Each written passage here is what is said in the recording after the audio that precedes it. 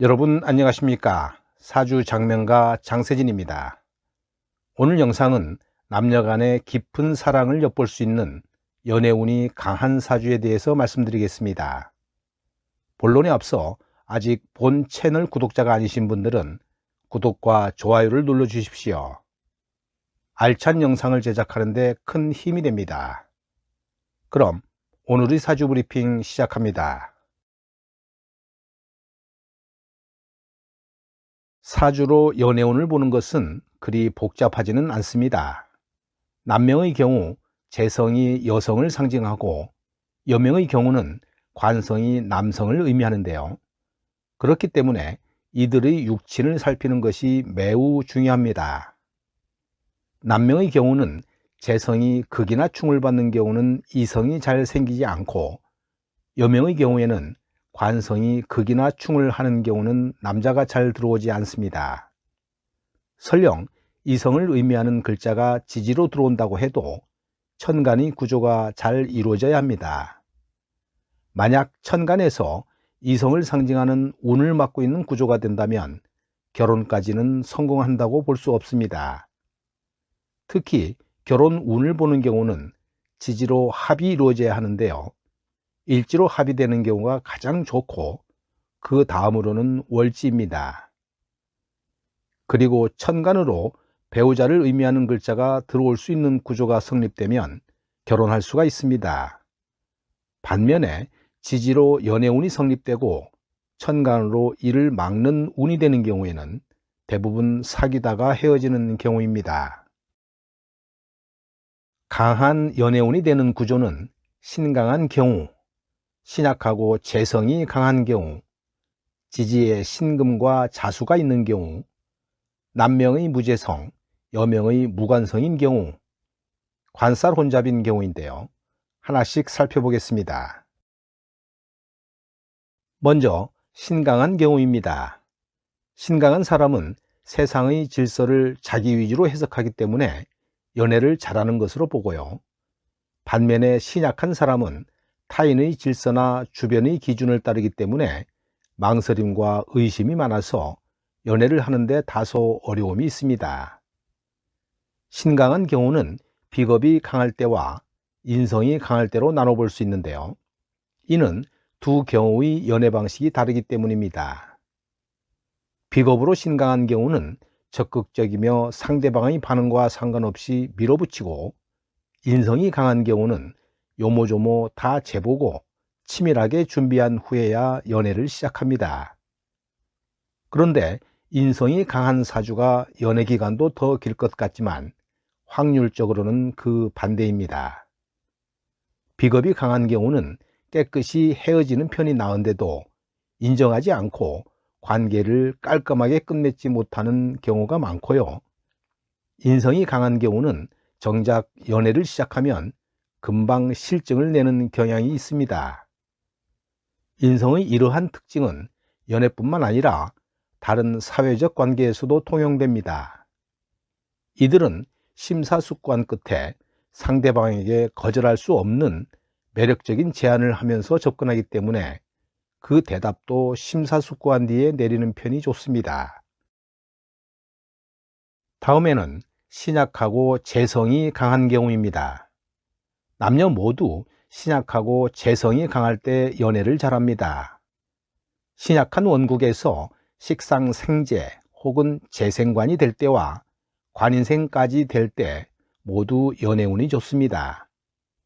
재성이 강하면 신약할 확률이 높고 관계에 대한 욕구가 강하기 때문에 이를 통해서 자신의 정체성을 확인하기 때문입니다. 과거와 달리 현대사회에서는 여자들도 적극적으로 사회활동을 하기 때문에 남녀를 분리해서 고려할 필요는 없습니다. 하지만 신약하고 재성이 강한 조건에서 연애를 잘못하거나 회피하는 경우에는 문제가 생길 수 있습니다. 특히 요즘 젊은 층은 일찍부터 사회적 압력과 스트레스에 노출돼서 사람과의 관계를 형성하고 관계를 해야 할 시기에 스스로 고립되는 경우가 많은데요. 이로 인해서 정신적으로 조화가 깨지기 쉽습니다. 재성 혼잡일 때도 연애운이 강한데요. 이는 정편제가 이웃해 있거나 떨어져 있더라도 2개 이상씩 있는 경우를 말합니다. 재성 혼잡에 도화나 12운성 중 목욕을 동반하는 경우에는 타인을 설득하고 유쾌하게 해주는 능력이 탁월하기 때문에 연애를 하는데 좋은 조건이 됩니다. 이번에는 지지에 신금과 자수가 있는 경우입니다. 고전적으로 지지에 신금이나 자수가 있는 경우에는 남녀 모두 연애를 좋아합니다. 이런 경우는 신약, 신강 모두에 해당하지만 신약할 때와 신금이나 자수가 일지 또는 시지에 위치할 때 가장 연애운이 강합니다. 다만 긍정과 부정이 동시에 작용하기 때문에 결과도 극단적으로 나올 수 있습니다. 다음은 남명의 무재성, 여명의 무관성인 경우입니다. 남자는 재성, 여자는 관성이 아예 없어도 연애운이 강합니다. 이런 경우 일반적으로는 연애를 잘못할 것 같은데 왜 그럴까요? 재성이나 관성이 없으면 이성에 대한 자신만의 기준이나 조건을 설정하기 어려워집니다. 그래서 자주 만나고 자주 헤어질 수 있습니다. 의외로 재성과 관성이 아예 없으면 마음이 편하기 때문입니다. 이것도 따지고 보면 연애운이 되는 것입니다. 강한 연애운 끝으로 관살 혼잡인 경우입니다. 정편관이 나란히 있거나 떨어져 있어도 2개씩 있는 경우입니다. 관살 혼잡이면 남녀 모두 연애를 많이 할 수 있지만 부정적인 의미가 강합니다. 관성은 자신의 기준과 원칙인데요. 관살이 혼잡되면 기준에 혼란이 오기 때문입니다. 그러다 보니 인간관계도 범위만 넓어지고 생산성이 떨어질 가능성이 많습니다. 또 이를 통해서 존재라든지 정신적인 타격을 입을 가능성이 높기 때문에 관살 혼잡의 경우는 정관이든 편관이든 어느 한쪽으로 기준을 정할 필요가 있습니다. 남녀 관계를 포함한 사회적 관계에서도 일관된 기준을 정하고 따르는 것이 관살 혼잡의 부정성을 최소화하는 길입니다. 이 사주는 연지, 일지, 시지, 그리고 시간이 나의 세력이니 신강합니다. 신강한 것은 극해주는 관이 용신인데요. 관은 곧 남자이니 애정이 강한 사주입니다. 하지만 사주에 남편인 관이나 살이 없습니다. 그렇다면 남자복이 없는 걸까요? 아닙니다. 사주에 관은 없지만 재성이 있습니다. 연간의 개수가 있는데요. 이게 바로 정제입니다.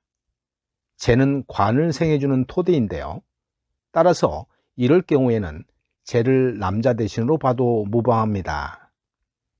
그리고 대운의 흐름이 수목, 재와 관으로 흐르기 때문에 실제로 이 명주는 좋은 배우자를 만나 연애도 즐기고 결혼 후에는 부귀영화를 누리며 행복하게 산 명주입니다. 오늘 영상은 여기까지 하겠습니다. 나가시기 전에 구독, 좋아요를 눌러주시면 영상 제작에 큰 힘이 됩니다. 그럼 다음에 또 다른 주제로 찾아뵙겠습니다. 여러분 감사합니다.